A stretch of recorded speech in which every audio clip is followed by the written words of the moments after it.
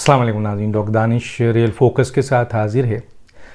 नाज़रीन, इमरान खान साहब जो पाकिस्तान में सियासत लेकर आए थे, जिसमें बहुत सारे लोगों ने उनको सपोर्ट किया था, और आज बहुत सारे ऐसे लोग हैं जिन्होंने उनका साथ छोड़ दिया है। उनके अपने फाउंडर मेंबर्स भी हैं, उनके अपनी पार्टी के लोग भी हैं, उनके दोस्त भी हैं, उनके जानने वाले भी हैं, उनके रिश्तेदार भी हैं। इसी तरह से मीडिया में बहुत सारे लोग हैं, सियासतदानों में बहुत सारे लोग हैं, एनालिस्ट हैं। क्यों छोड़ दिया? उसकी वजह ये थी कि जो इमरान खान जिस स्लोगन को लेकर आए थे, उस स्लोगन को उन्होंने छोड़ दिया। तो लोगों ने उस स्लोगन को सपोर्ट किया था, इमरान खान को नहीं। और इमरान खान का स्लोगन क्या था? वो ये था कि जी, करप्शन से पाक पाकिस्तान और इंसाफ सबके लिए बराबर, और सबसे पहले हुक्मरान यानी इमरान खान से शुरू किया जाए, वज़ीर आज़म से शुरू किया जाए। ये बातें थी, बड़ी ज़बरदस्त बातें थी। बहुत सारे लोग आए। अभी ये बात करके, और जिस तरह उन्होंने देखा होगा आपने, ये आप जिस तरह उन्होंने मुख्तलिफ मौक़ों पे बहुत वीडियो मौजूद है कि हज़रत उमर रज़ी अल्लाह ताला अन्हु की मिसाल दी कि जनाब हज़रत उमर रज़ी अल्लाह ताला अन्हु का कुर्ता, खलीफा दोयम और बहुत ताकतवर खलीफा, उनका कुर्ता ज़रा सा लंबा हो गया। तो एक सहाबी ने उठकर सवाल कर लिया कि आपके पास ये कुर्ता कैसे आ गया इतना लंबा? और वो सलमान फ़ारसी थे, हज़रत सलमान फ़ारसी। शायद उनको इस बात का इल्म नहीं था। वो कहते हैं सहाबी बाहर है। तो हज़रत सलमान फ़ारसी ने उनसे सवाल किया, तो ये वो देते हैं और कहते हैं कि देखें, हुकूमत वक्त जब खलीफा दोयम हज़रत उमर से सवाल किया जा सकता है, तो फिर ये नवाज शरीफ से क्यों नहीं, जरदारी से क्यों नहीं, या इस मौलाना फजल रहमान से क्यों नहीं, या इस मुल्क में मौजूद किसी से भी क्यों नहीं?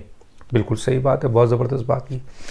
उन्होंने कहा, हज़ूर अकरम सल्लल्लाहु अलैहि वसल्लम ने कहा कि अगर मेरी बेटी जन्नत की बादशाह, जन्नत की मलका, जन्नत की आप कहना चाहिए शहजादी, अगर वो भी गलती करती है तो उसके भी हाथ काट दिए जाएंगे।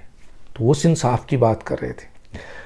फिर उन्होंने कहा कोई मुआशरा ही नहीं। हज़रत अली की भी कौल दी। उन्होंने कहा कि जी, कुफ्र का निज़ाम चल सकता है, लेकिन अगर इंसाफ नहीं हो तो वो निज़ाम नहीं चल सकता। बड़ी उन्होंने बातें की और हमेशा करते आए। हमें बड़ी खुशी थी कि वो ये बातें करते थे, लेकिन आहिस्ता आहिस्ता आहिस्ता आहिस्ता आहिस्ता आहिस्ता चीज़ें सामने हटती गई, छटती गई। आज उनकी तलाशी की बात की जा रही है, तो वो कहते हैं मैं तलाशी नहीं दूंगा। उनकी तलाशी की याद दी जा रही है जब आज वो वज़ीर आज़म भी नहीं है, तो वो कहते हैं मैं तलाशी नहीं दूंगा। और ये तलाशी लेने वाले कौन हैं? ये अगर 2 दिन के अंदर जो नोटिस जारी किया तलाशी का, अगर वापस नहीं लिया तो मैं इनके खिलाफ कार्रवाई करूंगा।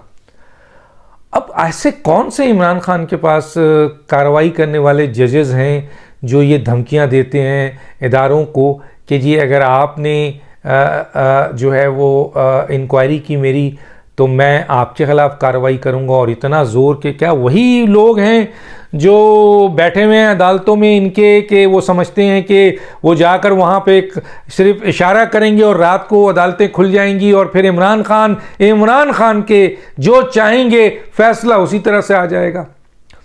मेरा ख्याल है ये वक्त गुजरता जा रहा है, ऐसे हालात नहीं है। कल तक आप कहते थे कि तलाशी मुझसे लो, कल तक आप कहते थे कि जिसको तलाशी देने से वो डरता है जिसने चोरी की हुई हो, जिसने डाका डाला हो।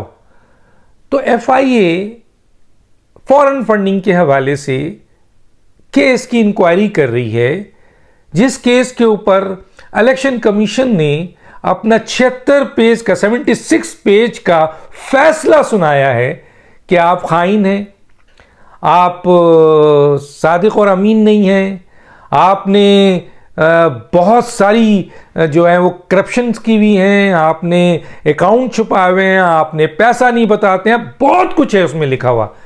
एक मुल्क की आईनी इदारे ने ऑलरेडी ये बात कह दी है। अब उसकी इन्वेस्टिगेशन चल रही है और इस इन्वेस्टिगेशन में FIA को मजीद डिग आउट किया है उसने। जाहिर है अब सरकारी एक इदारा इसमें इन्वॉल्व हुआ है। पहले तो सिर्फ इलेक्शन कमीशन की स्क्रूटनी कमेटी ने स्टेट बैंक से, वो भी स्टेट बैंक की चीज़ें सामने आई हुई हैं।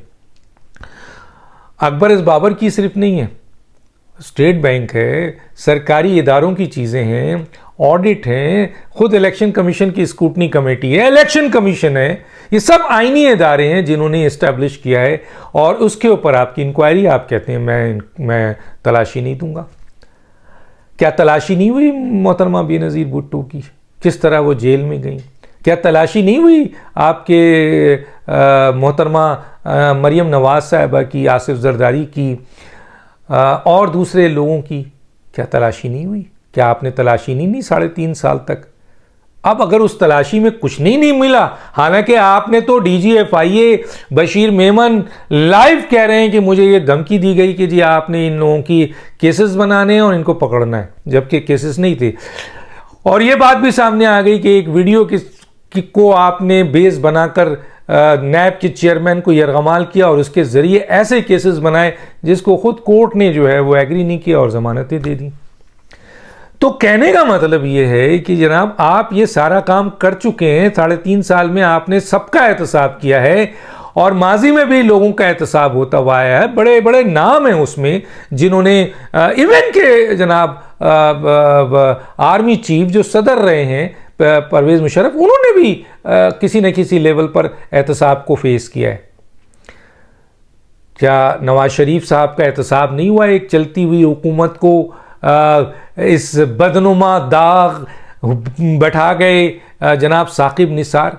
चीफ जस्टिस ऑफ पाकिस्तान के ओहदे में बैठकर इस शख्स ने गंदगी के वो अमल किए हैं कि रहती दुनिया तक इस शख्स के ऊपर लोग जो हैं मलामत करते रहेंगे, लानत भेजते रहेंगे। आज साकिब निसार और उसका ग्रुप पूरी दुनिया में एक्सपोज है, बदनाम है। किस तरह उसने सादिक और अमीन दिया, दुनिया को पता है। किस तरह उसने नवाज शरीफ का मैं नुमाइंदा नहीं हूं ना, मैं क्या नाम है, आसिफ जरदारी का नुमाइंदा हूं, लेकिन जो बात सच है वो तो कही जाएगी। नवाज शरीफ को घेर कर खुद इमरान खान इसमें शामिल हैं, और एक इदारे के चंद लोग शामिल हैं, और सबसे ज्यादा इस मुल्क के इंसाफ के मंदिरों के चीफ जस्टिस शामिल हैं, जिन्होंने भयानक इंसाफ करके, गंदा इंसाफ करके इस इदारे को दागदार किया। अपने चेहरे पे तो कालक मली इन्होंने। ये साकिब निसार दुनिया के किसी खित्ते में भी किसी को मिलेगा, लोग उसको मलामती करेंगे, लोग नफरत से देखेंगे। क्यों? क्योंकि इंसाफ को बेचा है इस शख्स ने।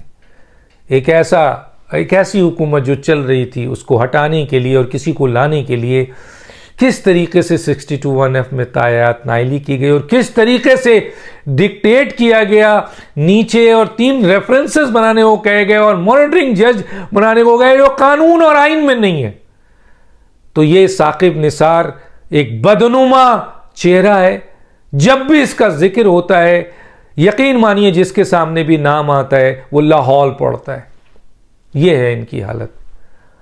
अब इमरान खान साहब तोशा खाना केस में भी फंसे हुए हैं।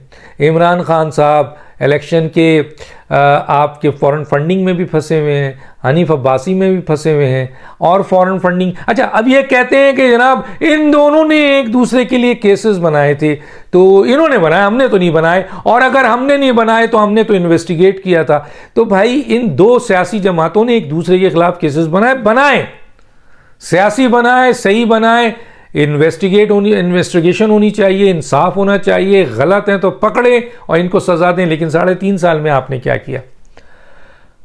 आपका केस फॉरेन फंडिंग का तो आपके अपने लोग जो हैं वो उन्होंने बनाया है, अपने लोगों ने बनाया है, उन्होंने आपके फाउंडर मेंबर ने बनाया, PTI के अकबर एस बाबर ने बनाया है। तो यहां आप क्या कहेंगे? क्या कह सकते हैं आप बताइए। तो कहने का मतलब ये है कि आप पूरी तरह फंस चुके हैं। आप अब तलाशी नहीं देना चाहते हैं, तलाशी तो आपको देनी पड़ेगी। अब आप ये टेक्निकल चीज़ें और कानूनी चीज़ें ला रहे हैं कि FIA मुझसे इन्वेस्टिगेशन नहीं कर सकती। क्यों भाई? FIA को बुला के DG को आपने इन्वेस्टिगेशन करने को, शहबाज शरीफ को, मरियम नवाज साहिबा को, आसिफ अली जरदारी को, बिलावल भुट्टो को, इनको नहीं कहा था? और उन्होंने इन्वेस्टिगेशन करने से मना किया इसलिए कि उनके खिलाफ कोई केसेस नहीं था। यहाँ तो केसेस हैं। क्या आपने नैब के चेयरमैन को नहीं कहा? कानून आपके लिए है और जब आपकी बारी आए तो वो कानून आप पर उठ नहीं सकता। वो एफआईए आपसे पूछ नहीं सकती। वो एफआईए बेनज़ीर भुट्टो शहीद से पूछ सकती है। वो एफआईए जुल्फ़िकार अली भुट्टो से पूछ सकते हैं। वो एफआईए परवेज़ मुशर्रफ से पूछ सकते हैं। वो एफआईए आसिफ जरदारी से, नवाज शरीफ से, मरियम नवाज से और दूसरे लोगों से पूछ सकता है। वो एफआईए आपसे नहीं पूछ सकती। और काहे का डर?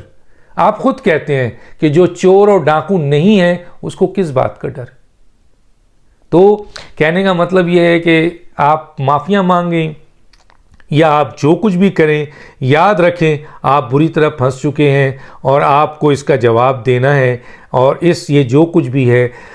और एक और बात, इस मौके पे मौजूदा हुकूमत को चाहिए कि जिसने चीफ जस्टिस की ओहदे को, जो बहुत मोहतरम ओहदा है, जो सुप्रीम कोर्ट, जो पाकिस्तान की एक बहुत ही अजीम इदारा है, उसको दागदार करने वाले साकिब निसार को कटहरे पे लाना चाहिए। इसको छोड़ना नहीं चाहिए, इसको लाना चाहिए और इससे ये तमाम बातें पूछनी चाहिए कि तुमने किस बुनियाद पर, जब आइन में ये चीज़ नहीं थी तो तुमने कैसे दिया, किस तरह तुमने ये सारा कुछ किया। इसको लाना चाहिए, इसको बुलाना चाहिए और इसको पूछना चाहिए कि आपने कैसे एक शख्स को जो बनी गाला के केस में बुरी तरीके से खुद फंस चुका था, उसको आपने सादिक और अमीन डिक्लेयर किया है। दुनिया में तो कोई भी सादिक और अमीन नहीं है, पाकिस्तान में सादिक और अमीन आपने एक ऐसे शख्स को कर दिया है जिसके पीछे बेशुमार कहानियाँ हैं। और एक और बात जो बहुत ही इंपॉर्टेंट है वो ये है कि फॉरेन फंडिंग केस में जहाँ इमरान खान साहब बुरी तरह फंस चुके हैं, वहाँ आरिफ अलवी भी फंस चुके हैं, वहाँ आपके असद कैसर भी फंस चुके हैं, वहाँ इमरान इस्माइल भी फंस चुके हैं, वहाँ आमिर कियानी भी फंस चुके हैं, वहाँ 4 बड़े और भी फंस चुके हैं और वो बहुत जल्दी उनके नाम सामने आने वाले 4 अहम तरीन लोग इन लोगों के साथ। तो बकौल इंसाफ और आइन और कानून और इमरान खान खुद कि मुझसे तलाशी ली जाए, तो अब आपसे तलाशी ली जा रही है और ऐसे ही नहीं, बहुत सॉलिड प्रूफ आपके पीछे है। अब आप तलाशी देने से भाग नहीं सकते। जाएं कोर्ट आप लेके, देखते हैं पाकिस्तान की अवाम भी दुनिया में कि कौन सा जज आपको एफआईए को तलाशी लेने से मना करता है, ताकि वो भी साकिब निसार की तरह एक्सपोज हो। लोग दानिश को याद दीजिए। अल्लाह हाफिज़।